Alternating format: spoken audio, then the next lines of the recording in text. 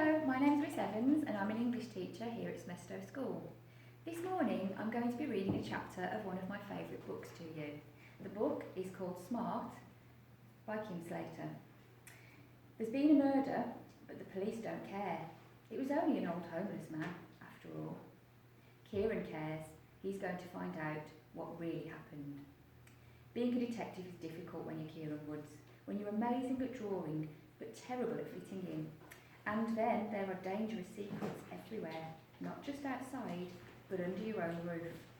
Let's read the first chapter. Dead in the water. It just looked like a pile of rags floating on the water. Jean sat on the bench with the brass plaque on. It said, "In memory of Norman Reeves, who spent many happy hours here." The plaque means Norman Reeves is dead, but it doesn't actually say that. Jean held her head in her hands and her body was all jerky, like when you are laughing or crying.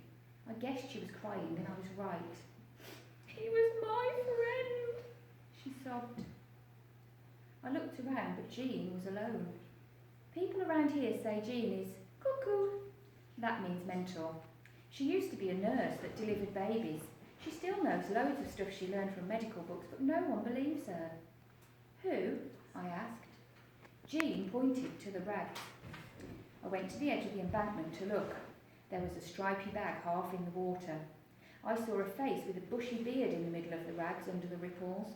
One eye was open, one eye was closed. I freaked out. The sea sound started in my head and I ran past the bridge and back again. But there was nobody to help. I'm not supposed to run like mad because it can start my asthma off. When the sea noise comes in your head, Miss Crane says it is important to stay calm and breathe. I stopped running. I tried to stay calm and breathe. I used my inhaler. Jean was still crying when I got back. "He was my friend," she said again. I picked up a long stick and took it over to the riverbank. I poked at the face, but not near the eyes. "What are you doing?" Jean shouted from the bench. "I'm doing a test to see if it's a balloon," I yelled back. It felt puffy and hard at the same time, so I knew it was Jean's friend's head. "Is it a balloon?" shouted Jean. A woman with a dog was coming. When she got near, I said, "Jean's friend is in the river." She gave me a funny look, like she might ignore me and carry on walking. Then she came a bit nearer and she looked at the river. She started screaming. I went for a walk up the embankment to stay calm and breathe. Some Canada geese flew down and skidded into the water. They didn't care about the rags and the puffy face. They just got on with it. When I got back, a policeman and a policewoman were talking to the lady with the dog. Jean was still sitting on the bench, but nobody was talking to her. "That's him," the woman said and pointed at me. "What's your name, son?" the policeman asked. "I'm not your son," I said. "My dad is dead from a disease that made him drink cider even in the morning."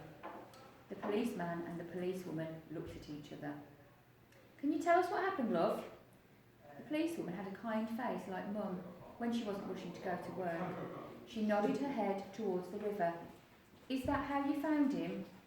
"It looked like rags," I said. "He was my friend," Jean shouted from the bench.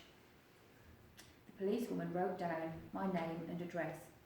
"Was he just like this when you got here?" asked the policeman. The head was a bit more turned towards the bridge, I said, before I poked it with a stick. "Stick?"